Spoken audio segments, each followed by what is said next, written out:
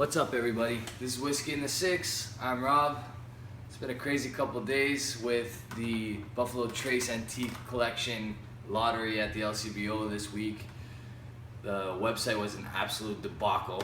I don't understand how $1 billion organization can have a website crash like 3 or 4 times. It said that we won stuff, then it took them away. It was a disaster. Okay, LCBO, that's another X on the long list of X's that you've accumulated over the years based on your ridiculously high prices, your unbelievably just ridiculous. All right, so anyway, that's my rant. I did happen to win a couple things because my mother-in-law put in some stuff for me and a couple friends put in some stuff for me. So I got a George T. Stagg, which is great. I got a Van Winkle 12-year-old, which is awesome, and a Weller 12-year-old, which is awesome as well. I do plan on trading the George T. Stagg, best offer wins kind of thing, just because I've already done a review of the George T. Stagg, so I'm hoping to see what I can get. But I think I've lined up a pretty decent trade with a good guy. He's one of my original subscribers, so we'll see what happens with that. Anyway, to the review. Glenmorangie Nectar D'or. Hopefully the camera picks that up. This is 12 years old, balled at 46%. Okay. It's extra matured. After the original 10 years in bourbon casks, the rest of these are extra matured. This one, they chose Sauternes casks. It's a type of wine. All right, it's a light fruity, might as well finish that. Light fruity, sweet wine. I believe it's French. I'm pretty certain it's French. It has, when on the nose, you smell a little bit of like a champagne note. I'm assuming Sauternes, I've never tasted it before, is a white wine, and it's probably the non-bubbly version of what's similar to like a champagne, in my opinion. I don't know, but very fruity, strong grape note. I've had an opportunity to try this a few times. Like I said, these come in 100 milliliter bottles or 10 CL bottles, so it gives you an opportunity to get a good idea of what the bottle tastes like.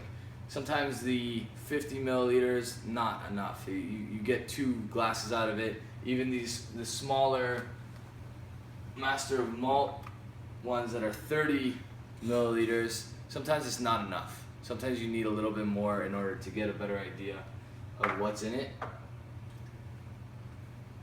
So the good news about the 100 milliliter ones is that you get a good understanding of what that whiskey is all about, and it gives you an idea of whether or not you want to go buy it.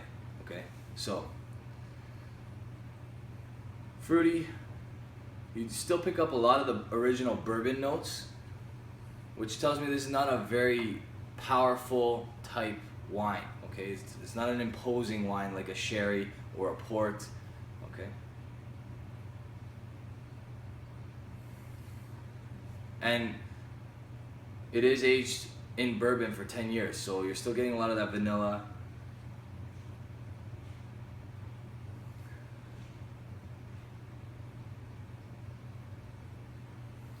Maybe like a baked apple pie note.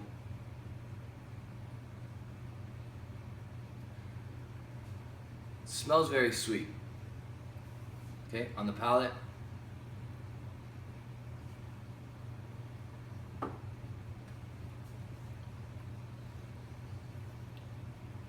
Little softer than the 10-year-old, little sweeter. Like I said, it's bottled at 46%. The 10-year-old is bottled at 40%.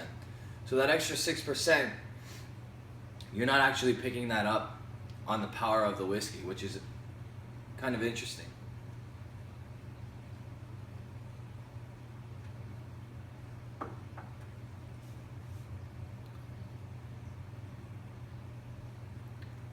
Sweet,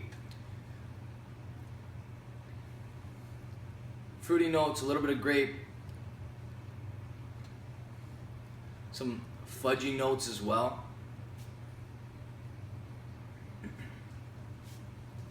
Another sip.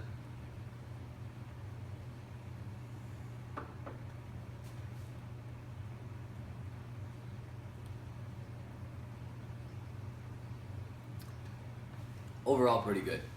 Okay, it's definitely on the sweeter side. It's smooth. It's bottled at a nice percentage. You can pick this up at the LCBO for around $120. I believe globally it's a little bit cheaper for the full bottle.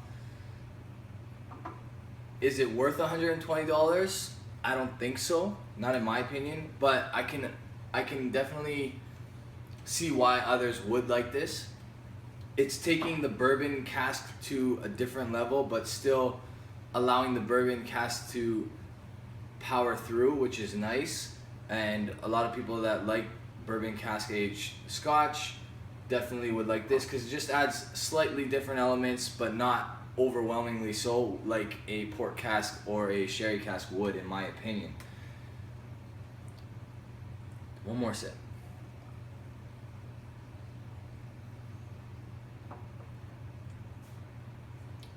There are some candy notes in there, like I want to say caramel, cotton candy, that sort of thing.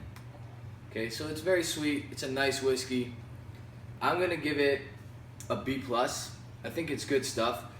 Would I pay $120 for this at the LCBO? No. Would I pay $80 for this? Probably. Okay, $80 Canadian, that is. So if in the States you could pick this up for $60, I think that's a good price. Anywhere creeping close to about $100 and I'd probably back away, in my opinion. But it's still a B+, it's still pretty good stuff, just not overwhelmed by it to spend $120. Okay. There were a couple other things I wanted to talk about. On the 25th is Robbie Burns Day. I'm going to be doing the famous grouse on that day, and the reason I'm doing the famous grouse is because of what Robbie Burns means to Scotland and how popular this particular brand is in Scotland. The famous grouse is the #1 selling scotch in Scotland, so I figured that would be appropriate to do the famous grouse on Robbie Burns Day. Alright, so that's coming up next week, and that'll probably interrupt one of these, so I'll probably push that back to the following week. I'll still probably do 2 reviews next week, but just one of them will be the famous grouse, the other one will be probably the Quinta Ruban. Alright, hope you liked the video. If you did, subscribe below. Congratulations to all of those who won on the lottery to purchase the Buffalo Trace Antique collection. I'm happy with what I collected. Let me know if, like I said, you're interested in the George T. Stagg in the comments below for trade. Preferably if you're from Ontario, it's going to be a little difficult to trade with anybody outside of Ontario. Okay, so that's up for a trade. I have Instagram, Twitter, and Facebook. You can add me. Instagram is @whiskey_in_the6. On Twitter, I'm @whiskey_in_the_6. And on Facebook, I'm Rob Reviews. Cheers, guys.